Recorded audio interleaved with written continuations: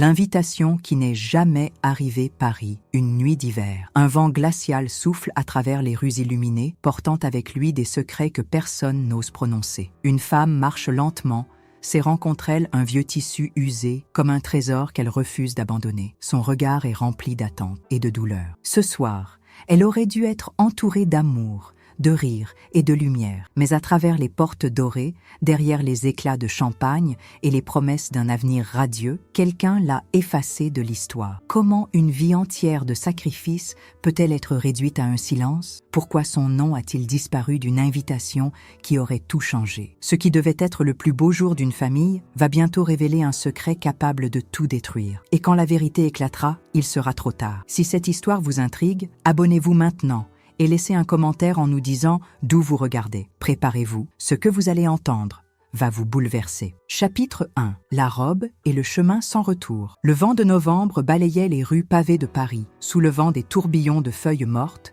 qui s'écrasaient contre les vitrines des boutiques encore illuminées. Les passants, emmitouflés dans leurs manteaux épais, se pressaient sur les trottoirs, indifférents au monde qui les entourait. Mais au milieu de cette effervescence citadine, une silhouette frêle avançait lentement, presque vacillante. Suzanne portait un vieux manteau gris trop large, dont les manches élimées laissaient deviner des mains noueuses, tachée par le temps. Contre sa poitrine, elle serrait un tissu soigneusement plié, une robe bleu ciel, cousue de ses propres mains il y a des décennies. Son regard, embué de souvenirs et d'attentes brisées, fixait l'entrée majestueuse de l'hôtel Le Meurice, où se tenait ce soir le mariage de son fils unique, Julien. L'air glacé mordait ses joues creuses, mais ce n'était rien comparé à la morsure plus profonde qui lacérait son cœur. Chaque pas qu'elle faisait sur les pavés résonnait comme une sentence. Loin du faste et des rires éclatants qui filtraient par les immenses baies vitrées du grand salon, elle se tenait là, hésitante. L'avait-on oubliée? Était-ce une erreur? Elle inspira profondément,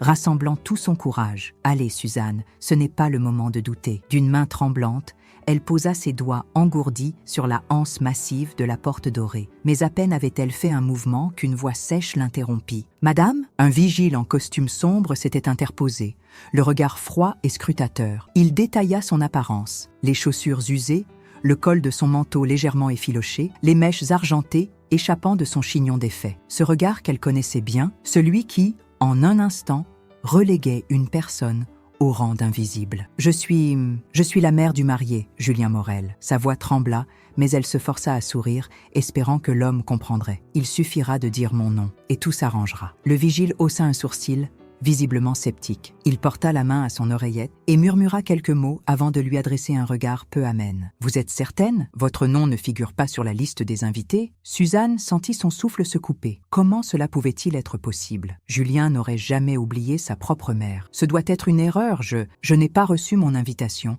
Mais mon fils doit être à l'intérieur. Pouvez-vous lui dire que je suis là ?» Le vigile échangea un regard avec un autre agent de sécurité avant de secouer légèrement la tête. « Désolé, madame, mais si vous n'avez pas de carton d'invitation, je ne peux pas vous laisser entrer. » Les mots tombèrent comme une guillotine. Suzanne recula d'un pas, sentant une brûlure familière grimper dans sa poitrine. Refusée, comme une étrangère, un fardeau indésirable. De l'intérieur, les rires fusaient, les notes d'un piano résonnaient avec élégance. Des silhouettes élégantes traversaient le hall dans des tourbillons de soie et de velours. À quelques mètres à peine, son fils fêtait le plus beau jour de sa vie. Sans elle, ses jambes vacillèrent, mais elle ne pouvait pas tomber. Pas ici, pas devant eux. Elle n'avait plus sa place. Les larmes lui montèrent aux yeux, mais elle les ravala avec dignité. Elle fit un pas en arrière, puis un autre, jusqu'à ce que la silhouette imposante du vigile ne soit plus qu'un flou dans son champ de vision. Les battements de son cœur résonnaient à ses tempes, tandis qu'elle s'éloignait, la robe bleue serrée contre elle, comme un dernier vestige d'un passé oublié. Chapitre 2. Les rumeurs et les ombres du passé. La nuit était tombée sur Paris, enveloppant les rues d'un voile de mystère. Les lumières des réverbères projetaient des ombres mouvantes sur les pavés humides, et le froid mordant semblait vouloir chasser les âmes errantes. Suzanne marchait lentement, ses pas traînants échoaient dans l'indifférence de la ville. Chaque respiration était lourde, chaque battement de cœur résonnait douloureusement dans sa poitrine. La robe bleue toujours serrée contre elle, elle se sentait comme une étrangère dans une ville qui jadis lui appartenait. Elle s'arrêta un instant, devant une boulangerie encore ouverte. L'odeur du pain chaud embaumait l'air, rappelant des souvenirs d'un passé plus heureux. Elle revoyait Julien, petit garçon, courant vers elle avec une baguette à moitié mangée, ses joues rosies par le froid et l'excitation. « Maman, regarde, c'est la meilleure baguette du monde !» Il avait toujours eu ce sourire éclatant, ce regard pétillant d'innocence. Comment cet enfant avait-il pu l'oublier? Comment avait-il pu la laisser dehors, seule, par cette nuit glaciale? Une conversation derrière elle attira son attention. Deux jeunes femmes discutaient à voix basse, l'une d'elles agitant un carton d'invitation en papier glacé. « Tu as entendu parler de la mère du marié ?» chuchota l'une avec une lueur de commérage dans la voix. « Oui, on dit qu'elle a essayé d'entrer sans invitation. Une vieille femme, apparemment un peu folle. Camille a dû faire en sorte qu'elle ne gâche pas la cérémonie. Mon Dieu, quelle histoire! Imagine, elle débarque et fait un scandale. » Suzanne sentit un frisson parcourir son échine. Folle? Était-ce ainsi qu'il la voyait, désormais? Une intruse? Une nuisance? Son cœur se serra davantage. Elle n'était plus une mère, ni une femme digne d'amour et de respect. Elle était devenue une rumeur, un murmure moqueur qui s'éteindrait dès demain matin, balayé par de nouvelles histoires futiles. Ses doigts se crispèrent sur le tissu bleu. Non, elle ne pouvait pas accepter cela. Quelque chose n'était pas juste. Cette exclusion n'était pas un simple oubli ou une négligence. Quelqu'un avait délibérément voulu l'effacer. Le froid s'infiltra dans ses os, mais une nouvelle détermination coula dans ses veines. Elle devait savoir la vérité, et pour cela, elle devait affronter le passé, même s'il lui en coûtait son dernier souffle. D'un pas plus ferme, elle reprit sa marche, direction un endroit qu'elle n'avait pas revu depuis des années, la maison de son enfance, là où tout avait commencé. Chapitre 3. Les fantômes du passé. Le quartier où Suzanne avait grandi semblait figé dans le temps. Les mêmes rues pavées, les mêmes façades vieillies par les années, et pourtant, tout lui paraissait étranger. Les souvenirs se superposaient à la réalité, la ramenant à une époque où tout semblait plus simple. Là, devant une vieille porte en bois usée par le temps, elle sentit son cœur se serrer. C'était là qu'elle avait élevé Julien, dans ce petit appartement au 3e étage. Elle hésita avant de frapper. Ses doigts tremblaient légèrement, non pas à cause du froid, mais par crainte de ce qu'elle allait découvrir. Lorsque la porte s'ouvrit, une vieille femme aux cheveux blancs et au regard perçant la fixa un instant avant de s'exclamer « Suzanne, c'est bien toi ?» C'était Jeanne, une voisine qu'il avait connue dans ses jours heureux. Ses traits étaient marqués par l'âge, mais sa voix portait encore l'énergie d'autrefois. « Jeanne !» murmura Suzanne, incapable de retenir un sanglot. Jeanne la fit entrer, sans poser de questions. L'appartement n'avait pas changé, l'odeur du bois ancien, le léger grincement du parquet sous leurs pas. Suzanne s'assit sur une chaise en rotin près de la fenêtre, fixant le paysage urbain comme si elle pouvait y retrouver les fragments de son passé. « Je ne pensais pas te revoir un jour, ma chère. » Jeanne lui tendit une tasse de thé chaud. « Pourquoi es-tu revenue ?» Suzanne sentit un poids lui écraser la poitrine. Elle prit une gorgée, cherchant les mots justes. « Je n'ai jamais quitté Paris, mais c'est mon fils, Jeanne. Julien, il s'est marié aujourd'hui, et je n'étais même pas invitée. » L'expression de Jeanne se durcit légèrement. Elle posa sa main ridée sur celle de Suzanne. « Je sais, on en parle dans le quartier, et ce n'est pas la première chose étrange que j'entends sur lui et sa femme. » Suzanne sentit son estomac se nouer. Que voulait-elle dire par là? « Explique-moi, Jeanne. Je dois savoir. » La vieille femme soupira avant de lancer un regard inquiet vers la porte, comme si elle craignait que quelqu'un écoute. « Il y a quelque chose que tu ignores, quelque chose sur Camille. » Le sang de Suzanne se glaça. Que cachait-on encore? La nuit s'épaississait, et avec elle, le mystère grandissait. Chapitre 4. La vérité murmurée. Jeanne jeta un regard inquiet vers la porte, puis se rapprocha de Suzanne, baissant la voix comme si elle redoutait que les murs aient des oreilles. « Camille n'est pas celle que tout le monde croit. » Suzanne sentit un frisson parcourir son échine. Son intuition lui disait qu'elle n'allait pas aimer ce qu'elle allait entendre. Elle a tout orchestré, Suzanne. Elle voulait effacer de la vie de Julien, et elle l'a fait avec une précision glaçante. Suzanne serra la tasse brûlante entre ses doigts, noueux. Elle devait rester calme. Elle devait écouter. « Comment ?»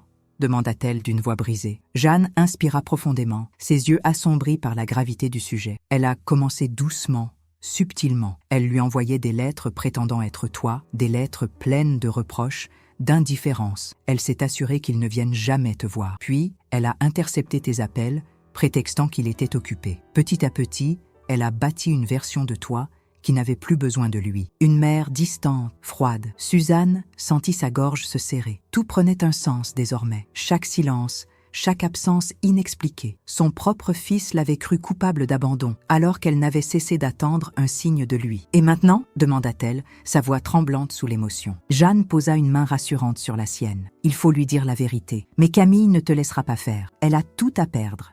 et elle sait manipuler. Suzanne acquiesça lentement. Une ombre de détermination embrasait ses traits fatigués. Elle ne pouvait plus reculer. Il fallait que Julien sache. Un bruit sourd résonna dans l'immeuble. Un coup sec contre la porte. Suzanne et Jeanne sursautèrent. Un silence pesant s'installa. Puis, une voix tranchante perça l'obscurité. « Suzanne, ouvre cette porte !» Suzanne sentit son sang se glacer. Elle connaissait cette voix. Camille était là. Chapitre 5. Le masque tombe. Suzanne sentit son cœur cogner contre sa poitrine alors qu'elle se levait lentement, son regard figé sur la porte. L'air de l'appartement sembla se charger d'une tension électrique. Jeanne, à ses côtés, lui serra doucement la main en signe de soutien. « Ne lui ouvre pas, Suzanne. »« Pas maintenant, » murmura-t-elle. Mais c'était trop tard. La poignée se tourna avec une lenteur inquiétante et la porte s'ouvrit sur Camille, majestueuse dans son manteau en laine beige, ses cheveux impeccablement coiffés en un chignon serré. Ses yeux d'un bleu glacial balayèrent la pièce avant de se poser sur Suzanne. « Enfin, je te retrouve. » Sa voix était calme, mais il y avait quelque chose de tranchant, une fausse douceur qui masquait une dureté sous-jacente. Suzanne déglutit, sentant son estomac se nouer. « Que fais-tu ici, Camille ?» demanda-t-elle d'une voix faible mais ferme. Camille referma la porte derrière elle avec un calme effrayant et s'approcha lentement. « Tu poses la question ? Tu fouilles dans le passé ? Tu racontes des absurdités à cette vieille folle ?» Elle jeta un regard méprisant à Jeanne, qui se redressa fièrement sur sa chaise, prête à défendre son amie. Suzanne prit une profonde inspiration. C'était le moment. « Je veux voir mon fils, Camille. » Un rictus se dessina sur les lèvres parfaitement maquillées de la jeune femme. « Tu crois qu'il a envie de te voir, après tout ce que tu lui as fait croire, après toutes ces années où tu l'as laissé tomber ?» Le mensonge transperça Suzanne comme une lame. Mais cette fois, elle n'allait pas flancher. « C'est toi qui l'as éloigné de moi ?» Camille éclata de rire, un rire froid, mécanique. « Tu n'as aucune preuve. Julien m'aime et il me croit, moi. Tu n'es qu'un souvenir embarrassant que j'ai pris soin d'effacer. » Suzanne serra les poings. « Alors laisse-moi lui parler. Laisse-moi voir s'il veut vraiment m'oublier. » Camille s'approcha d'elle, si près que Suzanne pouvait sentir son parfum capiteux. « Tu ne comprends pas, Suzanne. Il n'a plus besoin de toi. Tu n'existes plus dans son monde. » Le silence s'abattit dans la pièce. Mais alors que Camille savourait son triomphe, un bruit retentit derrière elle. Un homme se tenait sur le pas de la porte. Julien. Son regard oscilla entre Suzanne et Camille, la confusion marquant son visage. Il avait tout entendu. Chapitre 6. L'éveil d'un fils. Un silence de plomb s'installa dans la pièce. Julien, figé sur le pas de la porte, détailla la scène sous ses yeux. Sa mère, l'air vulnérable mais déterminé, Jeanne assise, le regard brûlant d'indignation, et enfin Camille, droite et impeccable, mais dont l'expression trahissait une lueur d'inquiétude. « Julien !» souffla Suzanne, la voix brisée par l'émotion. Il ne répondit pas tout de suite, son esprit cherchant à assembler les morceaux du puzzle qu'il n'avait jamais su qu'il devait résoudre. Il tourna lentement la tête vers sa femme, cherchant une explication. « Que se passe-t-il ici ?» demanda-t-il, sa voix plus dure qu'il ne l'aurait voulu. Camille esquissa un sourire forcé, s'approcha de lui et effleura son bras d'une main rassurante. « Rien d'important, mon amour. Ta mère a eu un moment de confusion. Elle est venue ici avec des idées absurdes, influencée par des gens mal intentionnés. » Julien fronça les sourcils. Son regard se posa sur Suzanne, dont les yeux remplis de larmes racontaient une autre version. Il savait reconnaître quand quelqu'un mentait. Après tout, il était chirurgien et chaque jour, il lisait l'anxiété et la peur dans le regard de ses patients. Il regarda de nouveau Camille, cette fois avec plus de distance. Un moment de confusion, vraiment, sa voix se fit plus tranchante. « Alors explique-moi pourquoi ma propre mère, que je croyais absente de ma vie par choix, se retrouve ici, devant moi, dans l'appartement de mon enfance ?» Camille ouvrit la bouche, puis la referma aussitôt. Son masque commençait à se fissurer. Suzanne prit une inspiration tremblante et se redressa. Elle n'avait plus rien à perdre. « Julien, on t'a menti. » Il sentit un frisson parcourir son dos. C'était la première fois qu'il entendait cette phrase. Et pourtant, elle résonnait en lui comme une évidence. Une part de lui savait déjà. « Ta femme ne voulait pas que je sois là. Elle m'a effacé de ta vie. Je n'ai jamais cessé d'essayer de te voir. » Camille éclata de rire, un rire nerveux et peu convaincant. « Voyons, Julien, » dit-elle en tentant de retrouver son assurance. « Tu vas croire ces divagations ?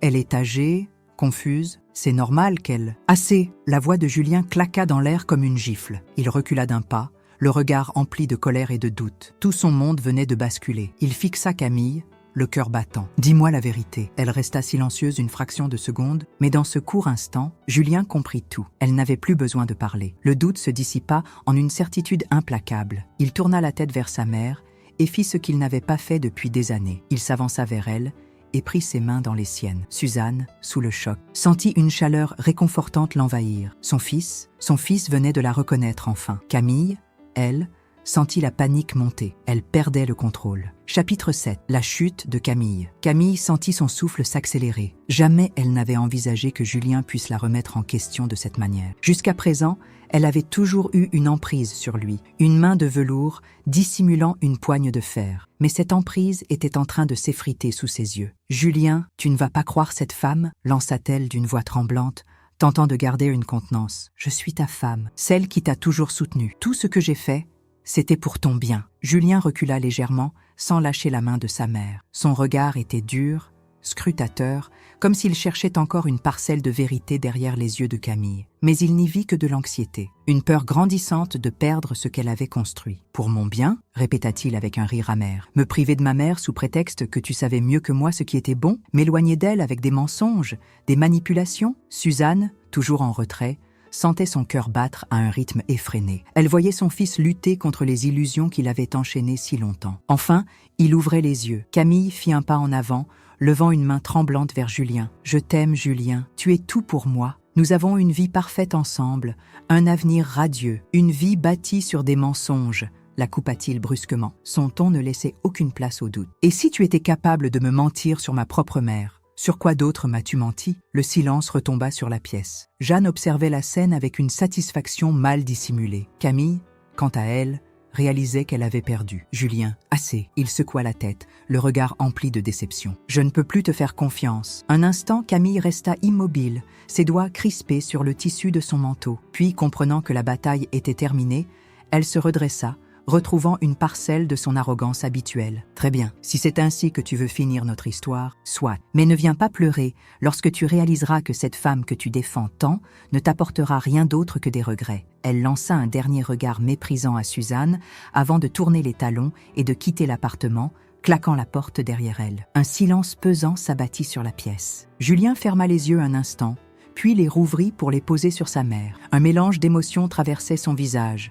Soulagement, douleur, mais surtout une immense tristesse. Suzanne, la gorge nouée, osa enfin briser le silence. « Je suis là, mon fils, je l'ai toujours été. » Et dans un élan instinctif, Julien se rapprocha et la prit dans ses bras. Après des années de séparation et d'incompréhension, il retrouvait enfin le seul amour qui n'avait jamais failli. Chapitre 8. Les cicatrices du passé. Suzanne sentait la chaleur des bras de son fils, un contact qu'elle n'avait plus connu depuis tant d'années. Ses doigts tremblait légèrement alors qu'elle caressait doucement son dos, comme pour s'assurer que ce moment était réel, que ce n'était pas un rêve qui s'effacerait au réveil. Julien, lui, ne disait rien. Son souffle était irrégulier, son corps tendu contre elle, comme s'il retenait un flot d'émotions prêtes à le submerger. Jeanne, restée en retrait, essuya discrètement une larme au coin de son œil. Elle savait que ce moment appartenait à Suzanne et Julien seuls. Pourtant, une part d'elle ne pouvait s'empêcher de craindre ce qui allait suivre. La blessure de la trahison était encore fraîche et le chemin vers la reconstruction serait long.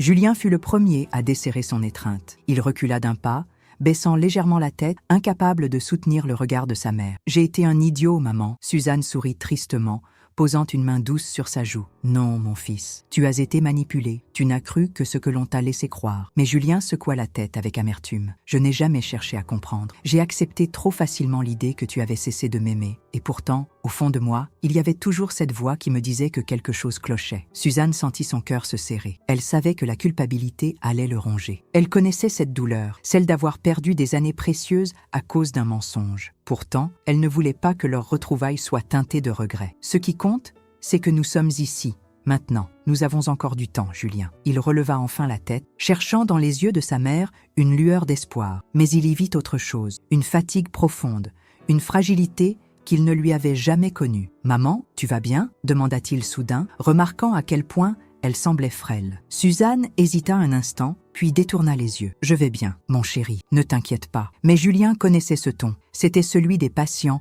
qui ne voulaient pas inquiéter leurs proches, celui des gens qui portaient un fardeau trop lourd pour être partagé. « Dis-moi la vérité. » Suzanne inspira profondément, son regard se perdant au loin. Puis, dans un murmure à peine audible, elle lâcha enfin la vérité qu'elle avait gardée en elle depuis trop longtemps. « Julien, je suis malade. » Le monde sembla s'arrêter autour de lui. Il fixa sa mère, incapable de parler, incapable de respirer. Il venait à peine de la retrouver et déjà, il risquait de la perdre. Chapitre 9. Le poids du temps. Julien resta figé. Les mots de sa mère résonnaient dans sa tête, mais son esprit refusait de les accepter. Malade. Ce mot, si simple, venait d'ébranler toutes ses certitudes. « Qu'est-ce que tu veux dire ?» finit-il par demander, la voix brisée. Suzanne esquissa un sourire doux, empreint de résignation. « Un cancer ?»« Julien, diagnostiqué il y a quelques mois. On m'a donné peu de temps. » Il sentit ses jambes vaciller, chercha un appui contre le dossier d'une chaise. Peu de temps, il venait à peine de se retrouver, et déjà une épée de Damoclès menaçait leur avenir. « Pourquoi ? Pourquoi tu ne m'as rien dit ?»« Parce que je n'en avais pas l'occasion. Parce que Camille m'a volé ces années où j'aurais pu t'expliquer. » Une vague de colère le submergea,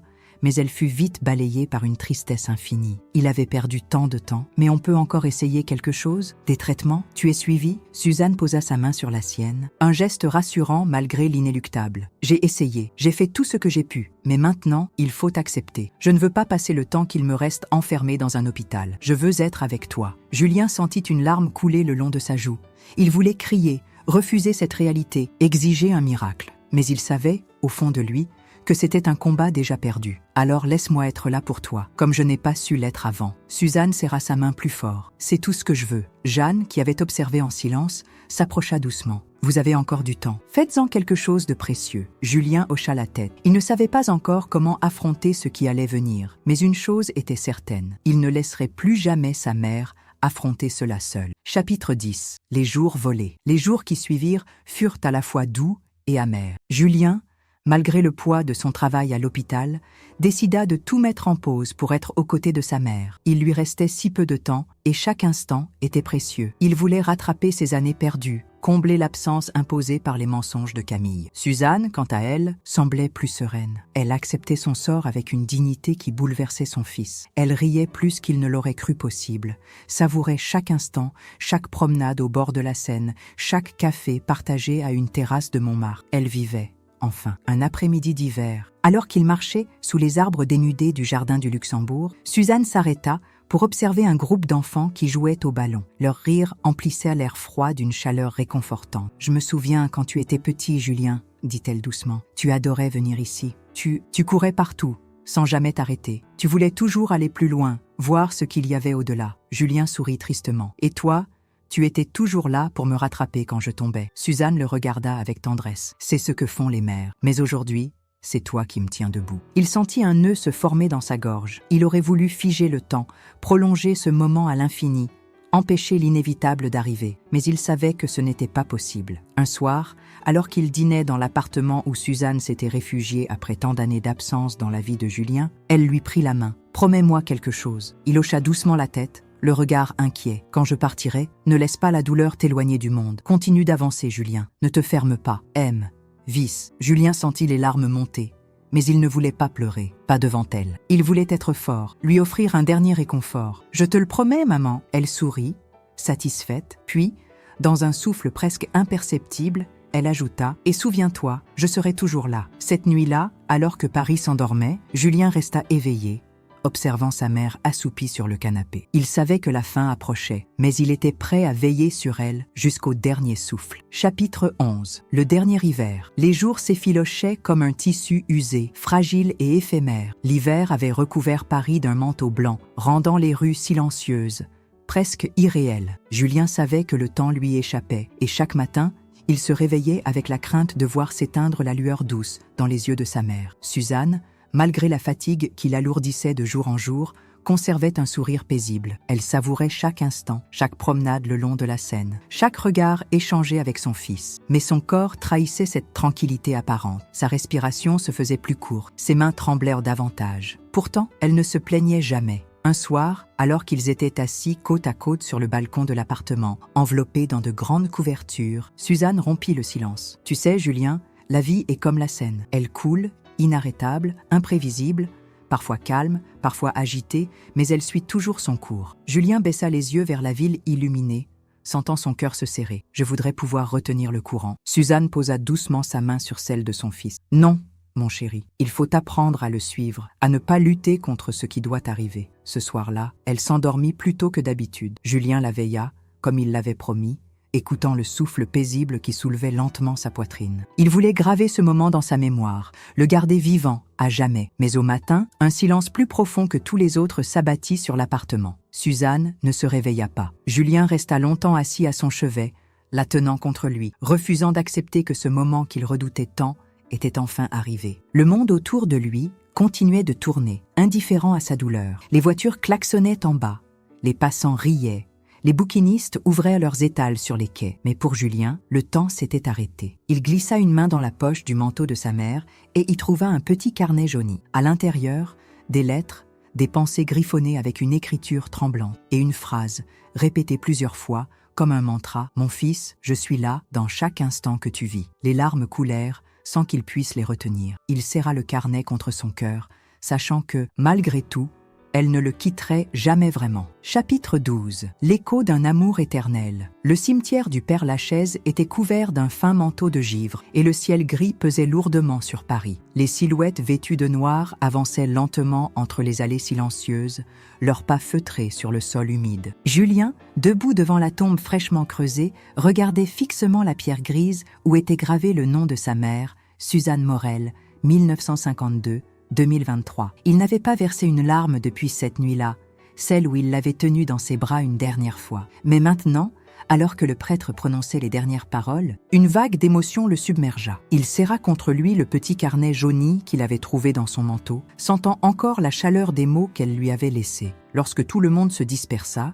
Julien resta seul face à la tombe. Il se laissa tomber à genoux, posant une main sur la pierre froide. « Tu avais raison, maman. La vie est comme la Seine. Elle continue de couler, peu importe combien on voudrait l'arrêter. » Un vent glacial souffla dans les allées du cimetière, soulevant quelques feuilles mortes qui tourbillonnèrent autour de lui. C'était comme si la ville elle-même pleurait avec lui. Dans les semaines qui suivirent, Julien retrouva difficilement un semblant de routine. Il retournait à l'hôpital, ses collègues le saluaient avec douceur, mais il voyait dans leurs yeux la même question silencieuse. Comment surmonte-t-on un deuil qu'on ne voulait pas affronter? Chaque soir, il rentrait dans son appartement vide. Pourtant, il ne se sentait jamais totalement seul. Suzanne était partout, dans la lumière douce qui filtrait par la fenêtre, dans le murmure du vent entre les immeubles, dans chaque mot du carnet qu'il relisait encore et encore. Un jour, en feuilletant les pages, il tomba sur une note qu'il n'avait pas encore vue, écrite d'une main tremblante. « Julien, si tu lis ceci, c'est que je suis parti. Mais sache que l'amour d'une mère ne disparaît jamais. Continue d'avancer. Aime sans retenue. Et surtout, n'oublie jamais que je suis fier de l'homme que tu es devenu. » Les larmes qu'il avait tant retenues coulèrent enfin, silencieuses, mais libératrices. Quelques semaines plus tard, il se retrouva sur les quais de la Seine, là où il avait passé tant de moments avec Suzanne avant qu'elle ne parte. Il regarda le fleuve couler, ses eaux miroitantes capturant la lumière du matin. Il inspira profondément et murmura « Merci, maman ». Puis, il ouvrit le carnet à une page vierge et pour la première fois depuis longtemps, il prit un stylo et commença à écrire. Il ne voulait plus seulement survivre, il voulait vivre. Parfois, la vie nous confronte à des vérités que nous préférerions ignorer. Et vous, que feriez-vous si l'on vous effaçait de l'histoire de ceux que vous aimez le plus? Auriez-vous la force de vous battre pour retrouver votre place ou accepteriez-vous de disparaître dans le silence? Cette histoire nous rappelle que l'amour véritable ne s'efface jamais, même lorsque tout semble perdu. Mais il nous pose aussi une question essentielle. Combien de temps devons-nous attendre pour dire à ceux qui comptent qu'ils sont importants? Parfois, nous croyons que nous avons toute une vie devant nous, jusqu'au jour où il est trop tard. Ne laissez pas le temps vous voler les moments qui comptent. Si cette histoire vous a touché, abonnez-vous à la chaîne, laissez un like et partagez cette vidéo avec ceux qui méritent d'entendre ce message. Dites-nous en commentaire, que feriez-vous à la place du protagoniste?